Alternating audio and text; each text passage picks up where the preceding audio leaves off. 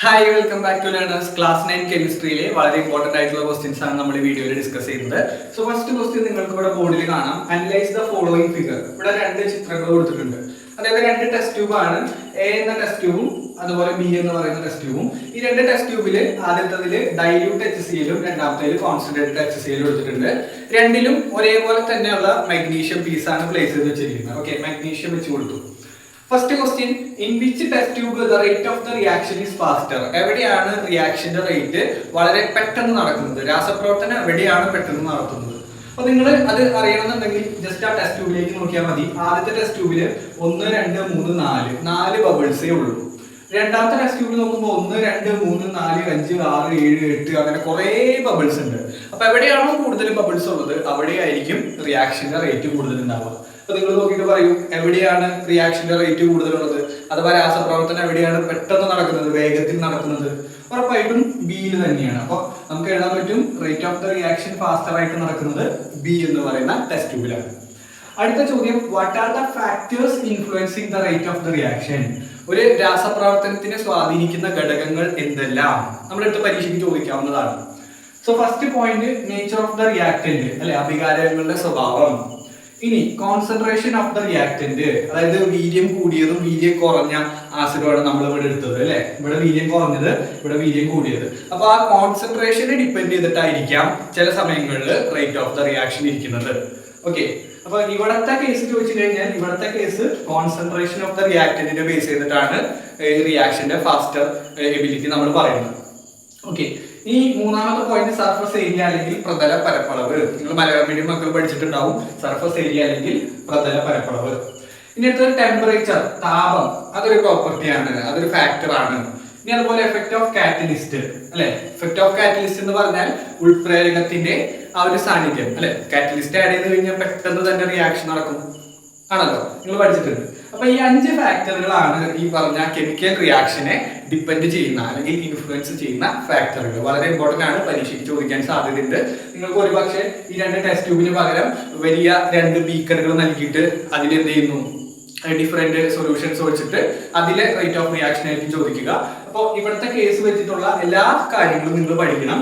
Nature of the reactant, concentration, surface area, temperature, effect of catalyst. ഇവിടെ നമുക്ക് ചോദ്യം, application ലെവലിൽ ചോദ്യം വരാൻ സാധ്യത ഒന്നുകിൽ സർഫസ് ഏരിയ, അതായത് നിങ്ങളുടെ പരീക്ഷയ്ക്ക് ചോദിക്കുക വലിയൊരു മഗ്നീഷ്യത്തിന്റെ കട്ടയും അതുപോലെ ചെറിയ പീസ് ആക്കിയിട്ടുള്ള മഗ്നീഷ്യത്തിന്റെ കട്ടയും പ്ലേസ് ചെയ്ത് വെച്ച് കൊടുത്തു. ഓക്കെ, HCl മുക്കി കൊടുത്തു. അപ്പൊ എവിടെയാണ് പെട്ടെന്ന് റിയാക്ഷൻ നടക്കുക?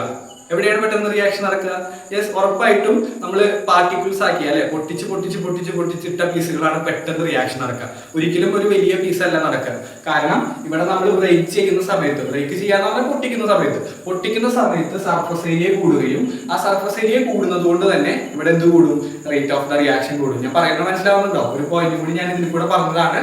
ഒരു പക്ഷെ എങ്ങനെയായിരിക്കും ചോദ്യം ചോദിക്കുന്നുണ്ടാവുക, ചിലപ്പോ ഈ സർഫസ് ഏരിയയുടെ ബേസിസിലായിരിക്കും നിങ്ങളുടെ പരീക്ഷയ്ക്ക് ചോദിക്കുന്നുണ്ടാവുക. അപ്പൊ ഈ ക്വസ്റ്റ്യൻ ക്ലിയർ ആണെന്ന് വിചാരിക്കുന്നു. നല്ല ക്വസ്റ്റ്യൻ ആണ്, അടിപൊളി ക്വസ്റ്റ്യൻ ആണ്. ഇനി അടുത്ത ക്വസ്റ്റ്യൻ, രണ്ടാമത്തെ ചോദ്യം വളരെ ഇമ്പോർട്ടന്റ് ആണ്.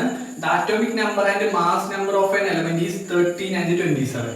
അതായത് ഒരു എലമെന്റിന്റെ ആറ്റോമിക് നമ്പറും മാസ് നമ്പറും നൽകിയിട്ടുണ്ട്. ആറ്റോമിക് നമ്പർ 13ഉം മാസ് നമ്പർ 27ആണ്. What is its valency? Valency നമ്മൾ കണ്ടുപിടിക്കാനായിട്ട് ആദ്യമേ ഇലക്ട്രോണിക് കോൺഫിഗറേഷൻ എഴുതി വെക്കണം അല്ലെ. എങ്ങനെയാ നമുക്ക് ഇലക്ട്രോണിക് കോൺഫിഗറേഷൻ എഴുതുക? ആറ്റോമിക് നമ്പർ 13 ആണ് അല്ലെ. ആറ്റോമിക് നമ്പർ അഥവാ Z എന്ന് പറയുന്നത് 13 ആണ്. അതിന്റെ കോൺഫിഗറേഷൻ നമ്മൾ എഴുതുമ്പോൾ നമുക്ക് കിട്ടും 2 8 3 അല്ലെ. നിങ്ങൾ കോൺഫിഗറേഷൻ പഠിച്ചിട്ടുള്ള ആളുകളാണ്, കാരണം നിങ്ങൾ കുറെ നാളായി പഠിക്കുന്നു ഈ കോൺഫിഗറേഷൻ. അപ്പൊ 2 8 3 നമുക്ക് കിട്ടും. ഇവിടെ നിങ്ങൾ നോക്കുമ്പോൾ ഔട്ടർ മോസ്റ്റ് ഷെല്ല് അഥവാ ഏറ്റവും അവസാനമുള്ള ഷെല്ലില് 3 ഇലക്ട്രോൺസ് ആണുള്ളത്. അപ്പൊ 3 ഇലക്ട്രോൺസ് കൊടുക്കുന്നതായിരിക്കും ഒരു ആറ്റത്തിനെ സംബന്ധിച്ചിടത്തോളം നല്ലത് അല്ലെ. ഈ ആറ്റത്തിനെ സംബന്ധിച്ചിടത്തോളം 3 ഇലക്ട്രോൺസിനെ നൽകുന്നതായിരിക്കും നല്ലത്. അതുകൊണ്ട് ഇതിന്റെ വാലൻസി എന്ന് പറയുന്നത് 3 ആയിരിക്കും. ഓക്കെ, വാലൻസി 3 ആയിരിക്കും. അടുത്ത question, write the number of neutrons in it. Neutron നിങ്ങൾ തന്നെ പറഞ്ഞേ, ന്യൂട്രോണിന്റെ ഇക്വേഷൻ എന്താ? നമ്പർ ഓഫ് ന്യൂട്രോൺസ് നമ്മൾ എങ്ങനെയാണ് കാണുക? Number of neutrons equal to mass number minus atomic number. എന്താ ചെയ്യേണ്ടത്? Number of neutrons. ഓക്കെ, ന്യൂട്രോണുകളുടെ എണ്ണം, ന്യൂട്രോൺസിന്റെ എണ്ണം കാണണമെങ്കിൽ മാസ് നമ്പറിൽ നിന്ന് എന്ത് ചെയ്യണം? ആറ്റോമിക് നമ്പർ കുറയ്ക്കണം അല്ലെ. മാസ് നമ്പറിൽ നിന്ന് ആറ്റോമിക് നമ്പർ കുറയ്ക്കണം. ഇവിടെ എത്രയാണ് മാസ് നമ്പർ? 27. എത്രയാണ് ആറ്റോമിക് നമ്പർ? 13. അപ്പൊ 27 മൈനസ് 13 എന്ന് കിട്ടും. അതായത് 14 ആണ് ഇവിടെ എന്ത് കിട്ടുന്നത്? നമ്പർ ഓഫ് ന്യൂട്രോൺസ് കിട്ടുന്നത്. റെഡി. ഇനി അടുത്ത question, write the orbit configuration of this atom. അതായത് നമ്മുടെ അടുത്ത ബോർ മോഡൽ വരയ്ക്കാനാണ് പറഞ്ഞിരിക്കുന്നത്. അപ്പൊ നമ്മൾ ഓൾറെഡി കോൺഫിഗറേഷൻ എഴുതിയിട്ടുണ്ട്. ഞാനിവിടെ എഴുതാണ് കോൺഫിഗറേഷൻ 2, 8, 3 എന്ന് പറഞ്ഞിട്ട് എഴുതിയിട്ടുണ്ട്. അപ്പൊ ഇതിന്റെ കോൺഫിഗറേഷൻ എഴുതാനായിട്ട് നിങ്ങൾക്ക് അറിയാലോ, ആദ്യമേ നമ്മൾ എന്ത് ചെയ്യണം, ഒരു ന്യൂക്ലിയസ് വരയ്ക്കണം.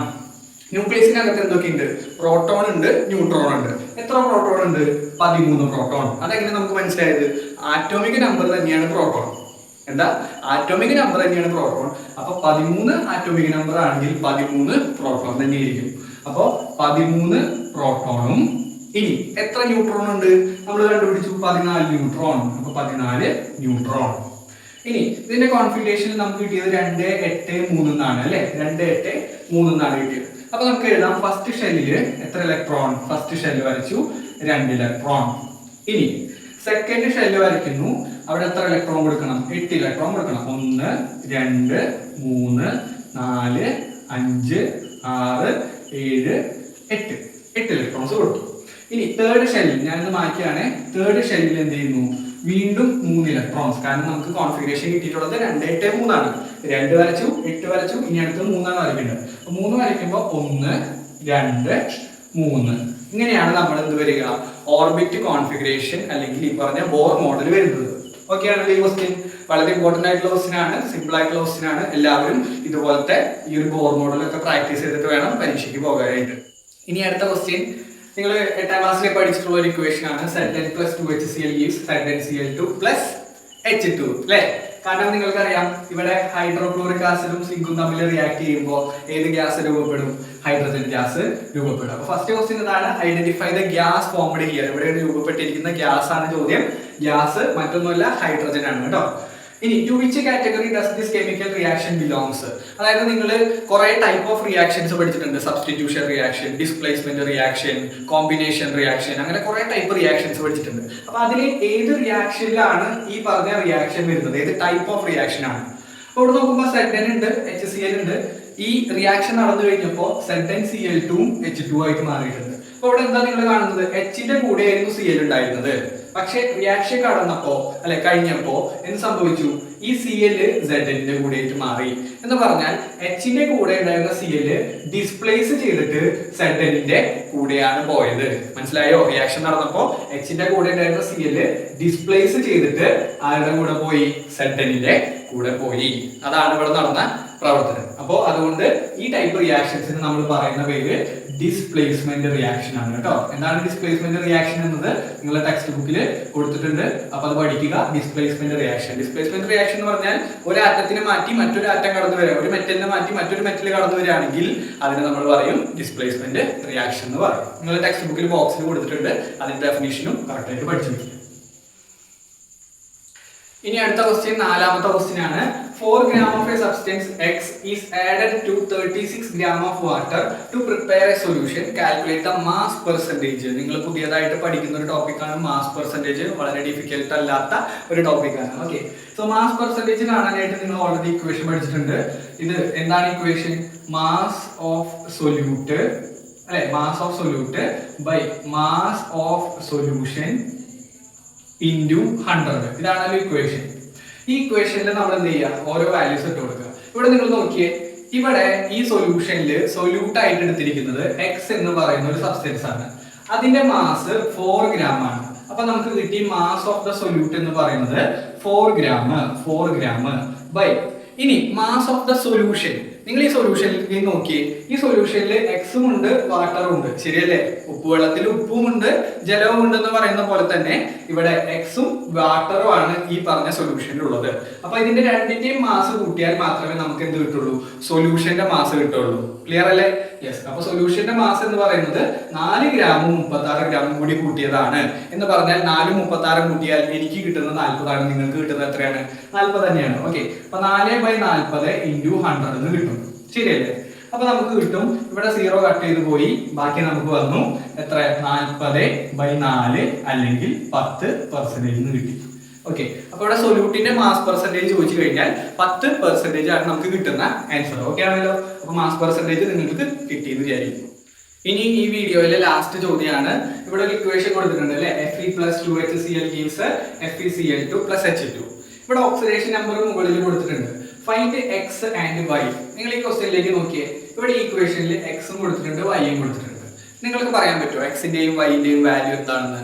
യെസ്, ഉറപ്പായിട്ടും പറയാൻ പറ്റും. കാരണം ഇവിടെ നിങ്ങൾ ഈ റിഡോക്സ് റിയാക്ഷൻ എന്ന ചാപ്റ്ററിൽ ഈ ബാലൻസിങ് ഓഫ് കെമിക്കൽ ഇക്വേഷനും അതുപോലെ ഓക്സിഡേഷൻ നമ്പർ കണ്ടുപിടിക്കാനുള്ള മെത്തേഡും കറക്റ്റ് ആയിട്ട് പഠിച്ചിരിക്കണം. പരീക്ഷയ്ക്ക് ഷുവർ ആയിട്ടുണ്ടാവുന്ന ഒരു ടോപ്പിക്കാണ്. അപ്പൊ ഈ ടോപ്പിക്കില് നിങ്ങൾക്കറിയാം, ഇവിടെ ഈ ആറ്റം Fe എന്ന് പറയുന്ന ആറ്റം ഒറ്റയ്ക്കാണ് നിൽക്കുന്നത് അല്ലെ, just like A single person അല്ലെ, ഒരു സിംഗിൾ ആയിട്ട് നിൽക്കുന്ന ആളെ പോലെ തന്നെയാണ് Fe ഇവിടെ നിൽക്കുന്നത്.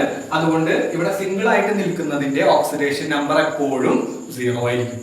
എന്താ ഞാൻ പറഞ്ഞ, സിംഗിൾ ആയിട്ട് നിൽക്കുന്ന ആറ്റത്തിന്റെ ഓക്സിഡേഷൻ നമ്പർ എപ്പോഴും 0 ആയിരിക്കും. അപ്പൊ ഇവിടെ സിംഗിൾ ആയിട്ട് നിൽക്കുന്നത് Fe ആണ്.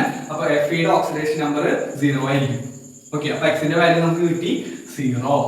ഇനി ഇവിടെ നിങ്ങൾ ഈ ഇക്വേഷനിൽ നോക്കിയേ, HCl ഒറ്റയ്ക്കല്ല, എച്ചിന്റെ കൂടെ Cl ഉണ്ട് അല്ലെങ്കിൽ Clന്റെ കൂടെ H ഉണ്ട്. അപ്പൊ അത് ഒറ്റയ്ക്കല്ല, അതുകൊണ്ട് അതിന്റെ ഓക്സിഡേഷൻ നമ്പർ 0 ഒന്നല്ല. ഇനി FeCl2 നോക്കുകയാണെങ്കിൽ Feയുടെ കൂടെ Cl ഉണ്ട്, Clന്റെ കൂടെ Fe ഉണ്ട്, അതുകൊണ്ട് അതിന്റെ ഓക്സിഡേഷൻ നമ്പർ 0 അല്ല. ഇനി ഇവിടെ H2 നോക്കുകയാണെങ്കിൽ H2 എന്ന് പറഞ്ഞാൽ H മാത്രമേ ഉള്ളൂ അല്ലെ, H2 എന്ന് പറഞ്ഞാൽ H അല്ലെങ്കിൽ H ഒറ്റയ്ക്കേ ഉള്ളൂ, H മാത്രമേ ഉള്ളൂ. അപ്പൊ സിംഗിൾ ആയിട്ട് നിൽക്കുന്ന ആളുകളുടെ ഓക്സിഡേഷൻ നമ്പർ എപ്പോഴും എന്തായിരിക്കും? 0 ആയിരിക്കും. അപ്പൊ ഇവിടെ വൈയുടെ വാല്യൂ അഥവാ Hന്റെ ഓക്സിഡേഷൻ നമ്പർ എന്ന് പറയുന്നത് എന്ത് തന്നെയായിരിക്കും മക്കളെ? 0 ആയിരിക്കും. ഓക്കെ, അപ്പൊ എക്സിന്റെ വാല്യൂവും വൈന്റെ വാല്യൂ നമുക്ക് കിട്ടി 0 എന്ന് പറഞ്ഞിട്ട് കിട്ടി. ഇനി വിച്ച് ആറ്റം അണ്ടർഗോസ് ഓക്സിഡേഷൻ? ഇവിടെ നിങ്ങൾ നോക്കിയിട്ട് പറഞ്ഞേ, ഓക്സിഡേഷൻ നടക്കുക എന്ന് പറഞ്ഞാൽ ഓക്സിഡേഷൻ നമ്പർ കൂടണം. റിയാക്ഷൻ നടന്നിട്ട് ഓക്സിഡേഷൻ നമ്പർ കൂടിയതിനെയാണ് നമ്മൾ ഓക്സിഡേഷൻ എന്ന് പറയുക. ഇവിടെ നിങ്ങൾ നോക്കുമ്പോൾ Feയുടെ ഓക്സിഡേഷൻ നമ്പർ ആദ്യമേ 0 ആയിരുന്നു. ഈ റിയാക്ഷൻ നടന്നു കഴിഞ്ഞപ്പോൾ Feയുടെ ഓക്സിഡേഷൻ നമ്പർ +2 ആയിട്ട് മാറി. അപ്പൊ 0യിൽ നിന്ന് +2 ആയിട്ട് മാറി എന്ന് പറഞ്ഞാൽ 0യിൽ നിന്ന് +2 ആയിട്ട് കൂടി. എവിടെയാണോ ഓക്സിഡേഷൻ നമ്പർ കൂടിയത് അവിടെയാണ് ഓക്സിഡേഷൻ നടക്കുന്നത്. അതുകൊണ്ട് ഇവിടെ വിച്ച് ആറ്റം അണ്ടർഗോസ് ഓക്സിഡേഷൻ എന്ന് ചോദിച്ചാൽ നിങ്ങൾക്ക് ഒരു സംശയം കൂടാതെ തന്നെ പറയാം, അത് അയേൺ അല്ലെങ്കിൽ Feയുടെ ഓക്സിഡേഷൻ നമ്പർ ആണ് കൂടുന്നത്. ഓക്കെ, ഇനി അടുത്ത question, this is a redox reaction why? ഇതൊരു റിഡോക്സ് രാസപ്രവർത്തനമാണ്. അതിന് കാരണം എന്താണെന്ന് ചോദിച്ചിരിക്കുന്നത്. ഇതൊരു റിഡോക്സ് രാസപ്രവർത്തനമാണെന്ന് പറയാൻ കാരണം എന്താ? കാരണം മറ്റൊന്നുമില്ല, ഇവിടെ എന്താണ്, ഇവിടെ ഈ പറഞ്ഞ ഓക്സിഡേഷനും അല്ലെ, Feക്ക് എന്ത് നടക്കുന്നു? Feക്ക് ഓക്സിഡേഷൻ നടക്കുന്നു. അതുപോലെ ഈ പറഞ്ഞ Hന് എന്ത് നടക്കുന്നു? റിഡക്ഷൻ നടക്കുന്നു. അപ്പോ ഇവിടെ both oxidation and reduction takes place simultaneously. ഓക്സിഡേഷനും റിഡക്ഷനും ഒരേ സമയത്ത് നടക്കുന്നു അല്ലെ, ഓക്സീകരണവും റിഡക്ഷനും ഒരേ സമയത്ത് നടക്കുന്നത് കൊണ്ട് ഇവിടെ നമുക്ക് പറയാൻ പറ്റും this is a redox reaction എന്ന് പറയാൻ പറ്റും. ഓക്കെ, അപ്പൊ നിങ്ങൾക്ക് എഴുതി വയ്ക്കാൻ പറ്റും, here both oxidation and reduction takes place. Okay, oxidation നടക്കുന്നു, റിഡക്ഷൻ നടക്കുന്നു, അതുകൊണ്ട് നമുക്ക് പറയാം this is a redox reaction. ഇനി what is the reducing agent in the reaction? ഈ റിയാക്ഷനിലെ റെഡ്യൂസിങ് ഏജന്റാ വേണ്ടത്. ആർക്കാണോ ഓക്സിഡേഷൻ നടക്കുന്നത് അവരാണ് റെഡ്യൂസിങ് ഏജന്റ്. ആർക്കാണോ ഓക്സിഡേഷൻ നടക്കുന്നത് അവരാണ് റെഡ്യൂസിങ് ഏജന്റ്. ഇവിടെ ഓക്സിഡേഷൻ നടന്നത് ആർക്കായിരുന്നു? ഓക്സിഡേഷൻ നടന്നത് Fe അല്ലെ, ഓക്സിഡേഷൻ നടന്നത് Feക്ക് ആണെങ്കിൽ റെഡ്യൂസിങ് ഏജന്റ് ആര് തന്നെയാണ്? Fe തന്നെയാണ്. ഇത് നിങ്ങൾ ഒരിക്കലും മറക്കരുത്.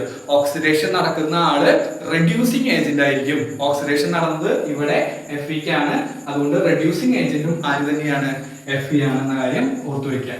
ഓക്കെ, അപ്പൊ ഈ 4 ക്വസ്റ്റ്യൻസ് ക്ലിയർ ആണെന്ന് വിചാരിക്കുന്നു. റിഡോക്സ് റിയാക്ഷനിലെ ക്വസ്റ്റ്യൻ ചോദിച്ചാൽ കുട്ടികൾക്ക് ഇപ്പോൾ ഇത് ക്ലിയർ ആയിട്ടുണ്ടാവും. സോ വളരെ ഇമ്പോർട്ടന്റ് ആയിട്ടുള്ള ഒരു ക്വസ്റ്റ്യൻ ആണ്. നിങ്ങൾ വീഡിയോ ഇതുവരെ ലൈക്ക് ചെയ്തിട്ടില്ലെങ്കിൽ കറക്റ്റ് ആയിട്ട് ലൈക്ക് ചെയ്യുക. കാരണം നിങ്ങൾക്ക് വേണ്ടിയിട്ടാണ് ക്വസ്റ്റ്യൻസ് തരുന്നത്. നിങ്ങളുടെ സപ്പോർട്ട് മാക്സിമം ഉണ്ടായിരിക്കണം. അതുപോലെ തന്നെ ചാനൽ സബ്സ്ക്രൈബ് ചെയ്യാത്തവരുണ്ടെങ്കിൽ കറക്റ്റ് ആയിട്ട് സബ്സ്ക്രൈബ് ചെയ്യുക. നിങ്ങളുടെ ലാസ്റ്റ് എക്സാം ആണ്, അടിപൊളിയായിട്ട് പഠിച്ച് മുമ്പോട്ട് പോവുക. സോ മറ്റു ക്വസ്റ്റ്യൻസ് ആയിട്ട് നമുക്ക് അടുത്ത വീഡിയോയിൽ കാണാം. ബൈ.